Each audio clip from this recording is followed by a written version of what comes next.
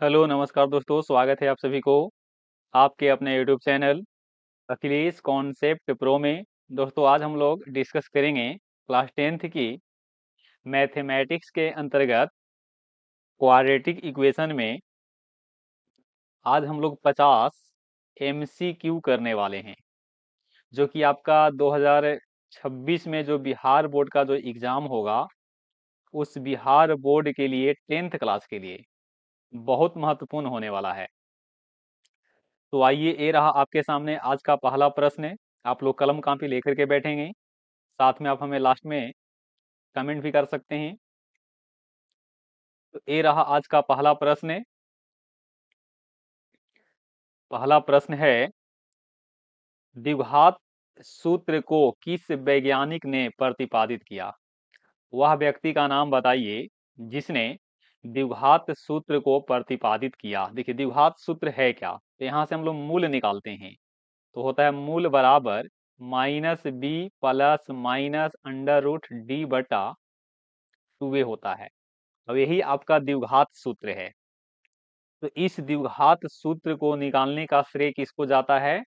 तो इसमें जाता है निकालने का श्रेय, ऑप्शन ए है श्रीधराचार्य, अब्राहम बार, ऑप्शन सी है भास्कर, ऑप्शन ऑप्शन सी मतलब यहाँ पे ग, और ऑप्शन डी का मतलब है अल ख्वारिज्मी। तो यहाँ से इसका राइट आंसर होगा ऑप्शन नंबर ए। इस मेथड को हम लोग, यानी कि इस जिसने इस फॉर्मूला को दिया है, उस व्यक्ति का नाम है श्रीधराचार्य। तो ऑप्शन इसका क्या होगा? इसका ऑप्शन ए होगा। क्या होगा? ऑप्शन ए होगा।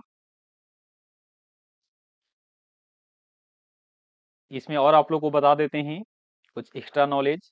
जैसे यहाँ पे आपका द्विघात समीकरण जो होता है, वो आपका इस रूप में होगा, a x square plus b x plus c बराबर 0 होता है।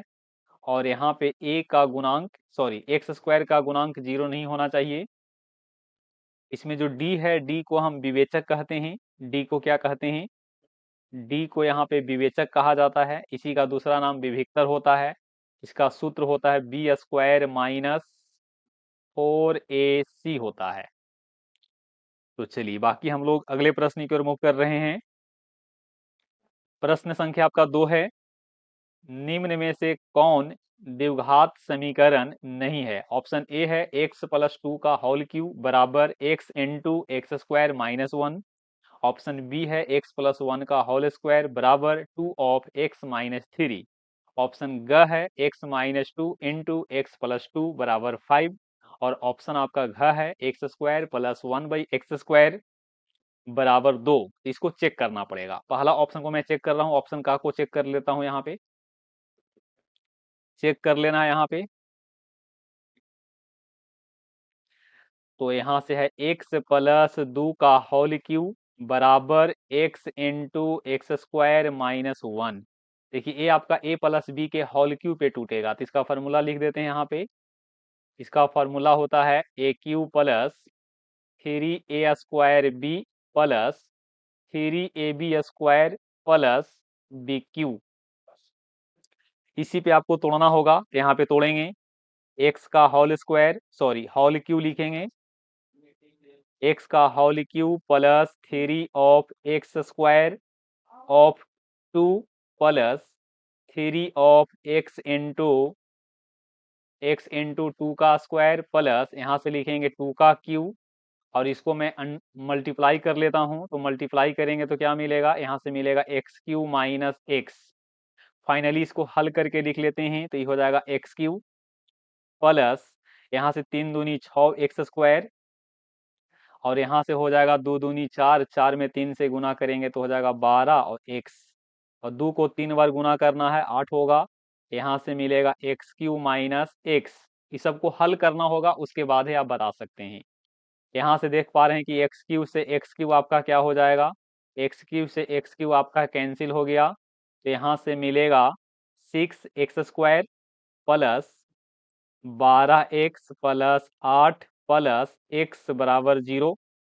तो फाइनली हो जाएगा 6x स्क्वायर प्लस 12 में एक को ऐड करेंगे तो हो गया 13x प्लस 8 बराबर 0 हो जाएगा।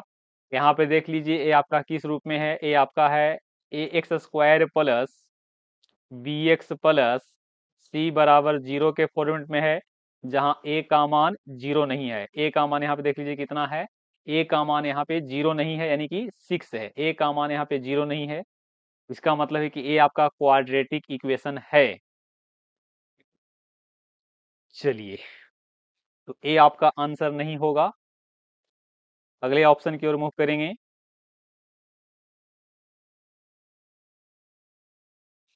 चलिए ध्यान दीजिएगा, इसको मैं इरेज कर देता हूं।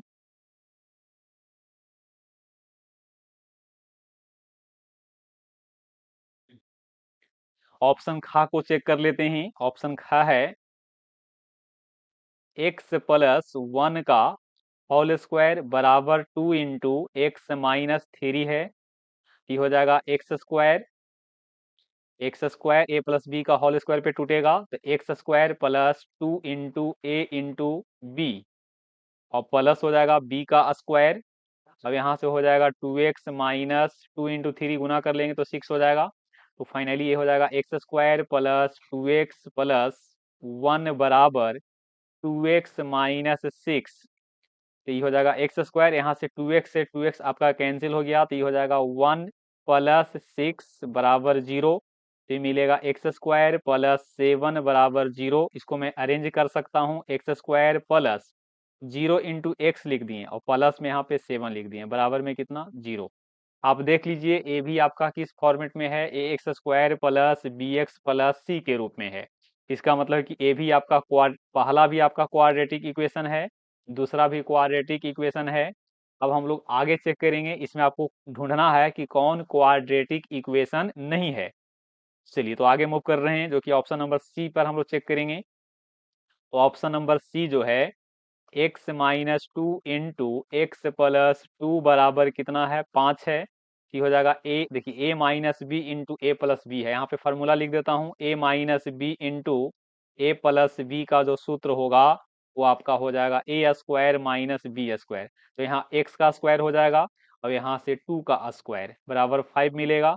ये हो जाएगा एक्स स्क्वायर माइनस 4 बराबर यहाँ से 5 मिलेगा, तो एक्स स्क्वायर माइनस यहाँ से 9 हो जाएगा। इसको भी आप अरेंज कर सकते हैं, इसको भी आप इस प्रकार से लिख सकते हैं, ये भी आपका क्वाड्रेटिक इक्वेशन है। इसका मतलब है कि इसका आंसर ना तो आपका का होगा, ना तो खा होगा, ना तो गा होगा, तो इसका राइट आंसर क्या होगा, राइट आंसर घा होगा। और घा क्यों होगा उसको हल करके देख लेते हैं।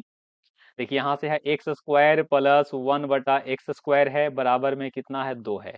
इसको जब हल कीजिएगा तो एक्स स्क्वायर एलसीएम होगा, तो ये हो जाएगा एक्स के पावर 4 प्लस 1 बराबर 2।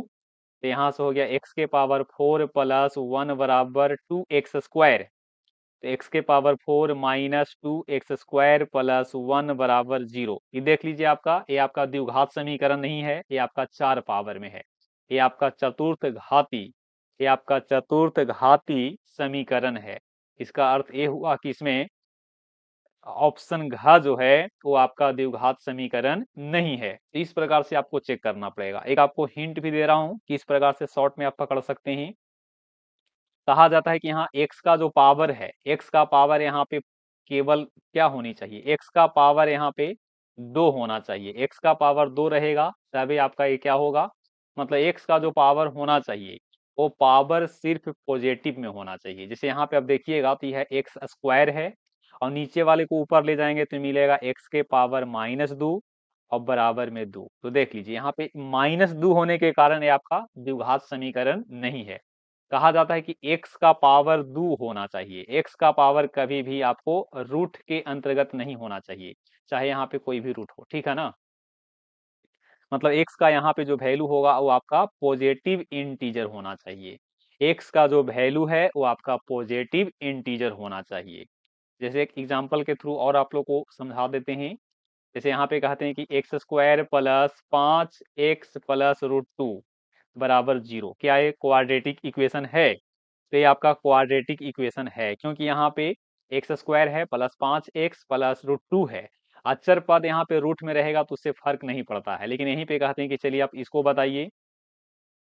यहाँ से कहते हैं कि इसको आप बताओ एक क्वाड्रेटिक इक्वेशन है या नहीं। तो ये भी आपका क्वाड्रेटिक इक्वेशन होगा, क्योंकि यहाँ पे x square minus √5 of x + 2 बराबर 0 है, तो यहाँ x वाले कोई भी ऐसा नहीं है जो कि आपका रूट के अंतर्गत है। लेकिन यहीं पे कहते हैं कि x² - 5 √x + 2 बराबर 0, क्या ये क्वाड्रेटिक इक्वेशन है?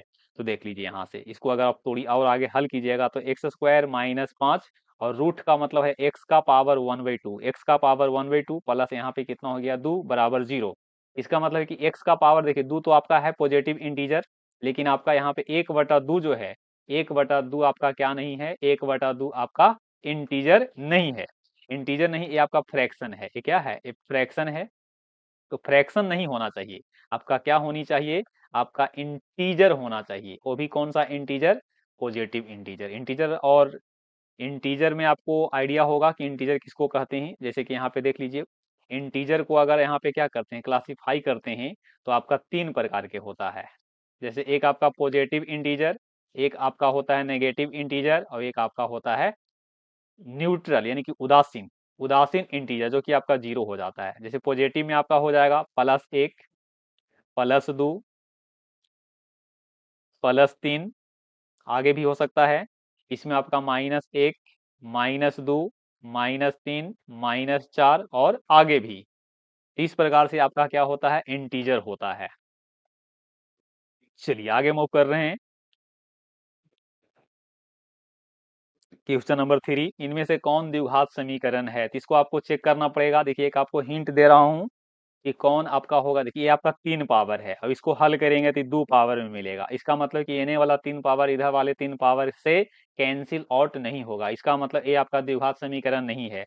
यहाँ पे मैं देख पा रहा हूँ कि ये आपका x जो है से रूट में है, तो ये भी आपका द्विघात समीकरण नहीं होगा। अच्छा हम यहाँ पे देख रहे हैं कि इसको अगर x 1/x² है तो इसको अगर लिखना चाहेंगे तो क्या लिखेंगे?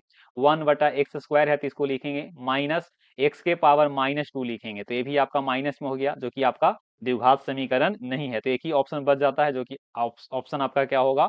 ऑप्शन आपका ग होगा। अब इसको चेक कर सकते हैं, यहाँ पे दिया है 3x² +2 है, अब यहाँ से हो जाएगा 3 का स्क्वायर 9 माइनस 3 दूनी 6, 6 दूनी 12 हो जाएगा।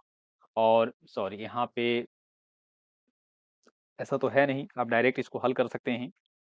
3 में से 2 गया तो 1, 1 का स्क्वायर 1 और 1 + 4, ये हो जाएगा 3x² +2 बराबर इधर से 5 हो गया।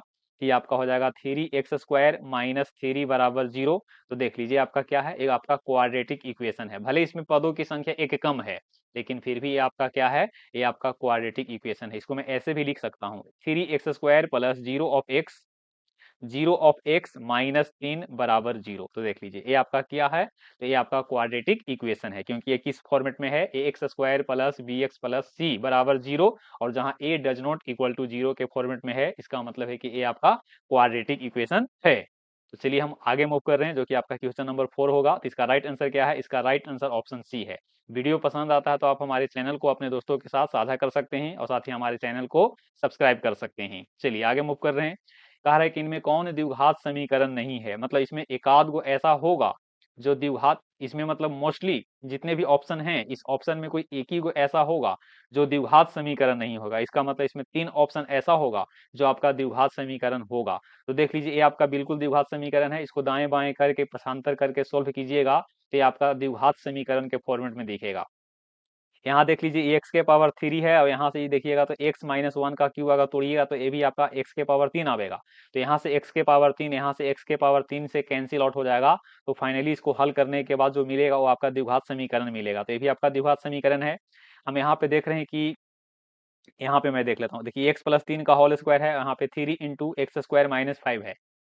तो इसको अगर हम क्या करेंगे, इसको अगर हल करेंगे तो ये भी हल करने के बाद आपका क्वाड्रेटिक इक्वेशन में मिलेगा। लेकिन यहाँ पे इसको देख रहा हूँ, यहाँ पे अगर इसको हल किया जाए, हालांकि यहाँ पे हल करके बताना ही पड़ेगा, हल करके आपको बताना ही पड़ेगा, क्योंकि यहाँ पे वैसा तो चांसेस है नहीं। इसमें ये चारों ऑप्शन जो है ना, ये चारों ऑप्शन जो है से आपका द्विघात समीकरण है।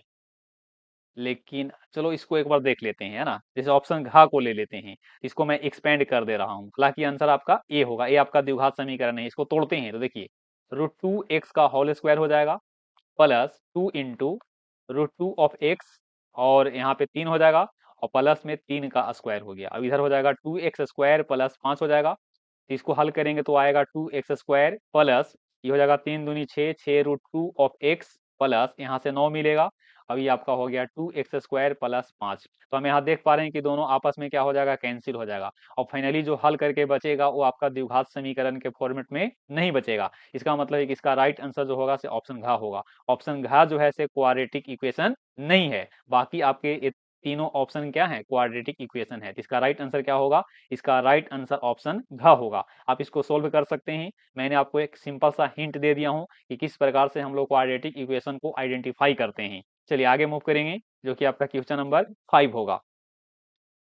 कह रहा है कि इनमें से कौन द्विघात समीकरण नहीं है, इसको भी चेक करना है। द्विघात समीकरण नहीं है। यहाँ पे मैं देख पा रहा हूँ कि पहला ऑप्शन आपका जो है, पहला ऑप्शन ये आपका द्विघात समीकरण है। दाएं बाएं आप पक्षांतर कर लीजिएगा और लास्ट में बराबर में एक तरफ में 0 ले लीजिएगा, तो ये आपका क्वाड्रेटिक इक्वेशन के फॉर्मेट में दिखेगा। चलिए दूसरा यहाँ पे देख रहे हैं, तो दूसरा भी आपका क्वाड्रेटिक इक्वेशन के फॉर्मेट में दिख रहा है।